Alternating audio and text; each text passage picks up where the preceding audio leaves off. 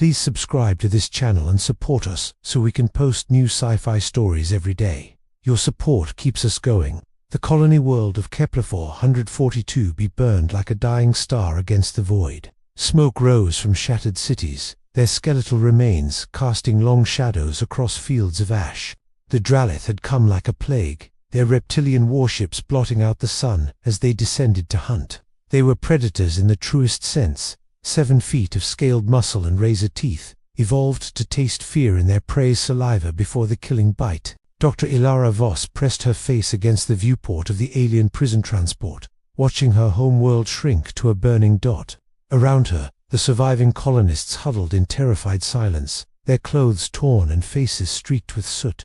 The Draelith guards stood motionless, their yellow eyes gleaming with the satisfaction of a successful hunt. Their commander, a massive beast with scars crisscrossing his snout, addressed the captives in broken English. "Humans are weak prey," he hissed, his forked tongue tasting the air. "Your bodies yield nothing of value.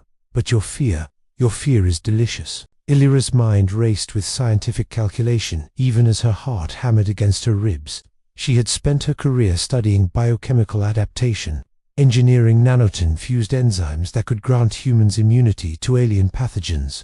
Her saliva carried traces of those experiments, microscopic warriors designed to protect against disease. But disease wasn't the only threat humanity faced in the galaxy. She stayed silent, watching, learning, as the transport docked with the massive Draelith warship orbiting above the dying colony. The feeding chamber reeked of death and terror. Alien symbols carved into black stone walls seemed to writhe in the crimson light, while channels cut into the floor carried away the blood of previous victims. The Draelith had made a ritual of consumption.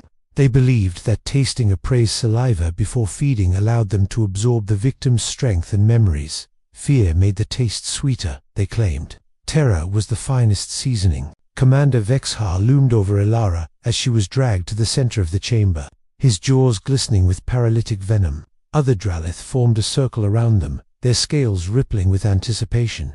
This was their sacred hunt, the culmination of their predatory culture. Elara met his gaze without flinching, her green eyes burning with defiance that made the aliens shift uncomfortably. They expected cowering prey, not this steady, analytical stare. "You look at me like you understand something," Vexhar growled, extending his claws to grip her face. "But humans understand nothing. You will meet that thinks too much." His massive hand forced her mouth open as he leaned close, saliva dripping from his fangs. The ritual demanded contact, predator and prey sharing fluids before the kill.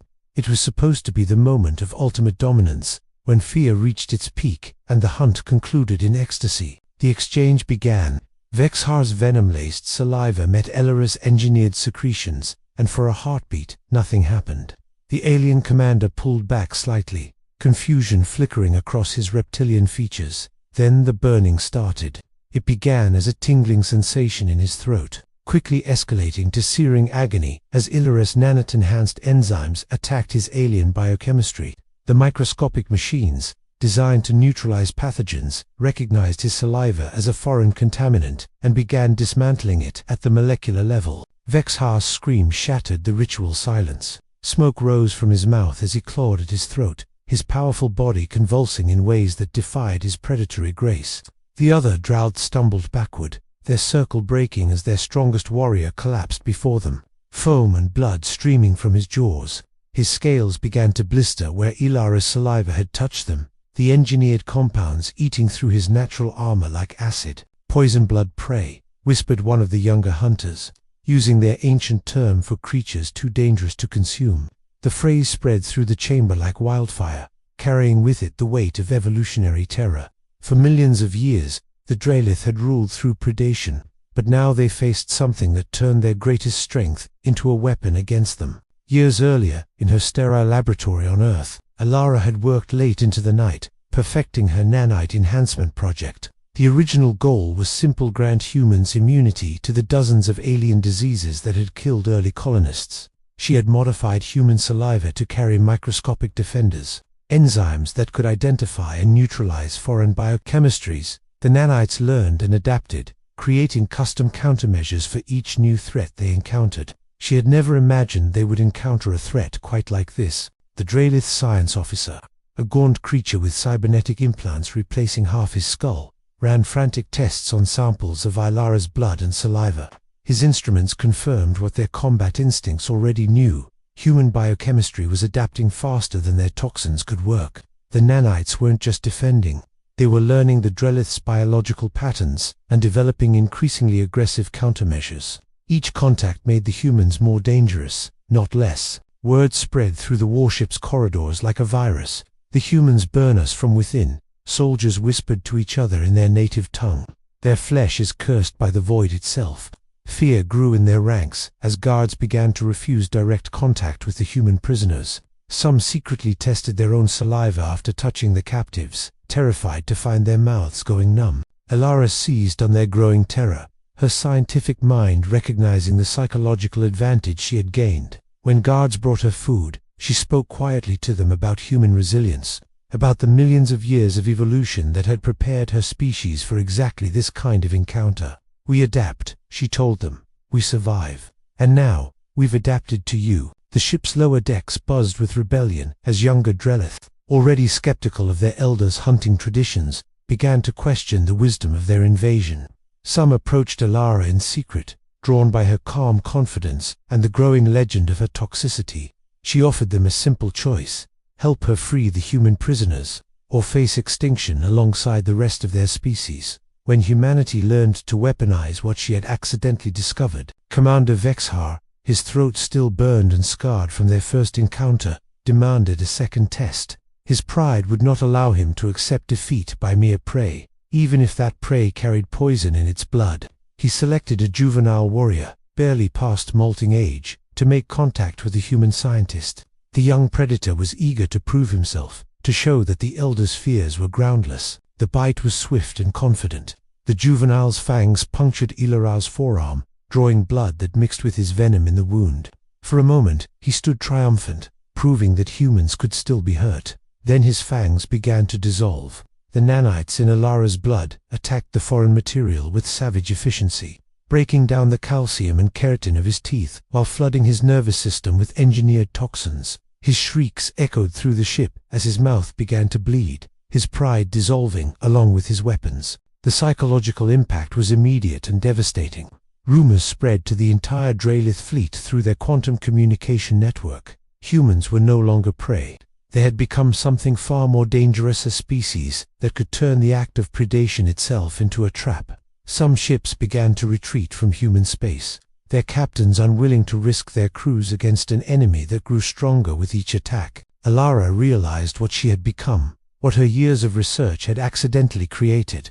She was no longer just a scientist, she was a living bioweapon, a demonstration of humanity's ability to adapt and overcome any threat the galaxy could present. Through stolen communication equipment, she began broadcasting to the remaining human prisoners throughout the fleet. "Use your biology," she told them. "Spit, bite, bleed on them. Let them taste what we really are." The effect was immediate. Humans across the Draelith fleet began fighting back with their own bodies as weapons, no longer simply enduring captivity, but actively turning their captors' hunting instincts against them. Every contact became a potential poisoning, every bite a risk of dissolution. The predator hierarchy began to crumble, as lower-ranking soldiers refused orders that might bring them into contact with human fluids. The ship's priest, an ancient Draelith covered in ritual scarification, declared the humans cursed flesh of the void, beings touched by the dark spaces between stars and twisted into something that defied natural law. His words carried weight among the superstitious crew, adding religious terror to their biological fears. Some began to worship Elara from a distance, seeing her as an avatar of cosmic justice. But Vexhar's pride demanded satisfaction. In the ritual arena deep within the ship's heart, he challenged Elara to single combat, determined to prove that physical dominance still mattered in the universe. The chamber was ancient, built for ceremonial duels between predators, its walls stained with the blood of countless warriors.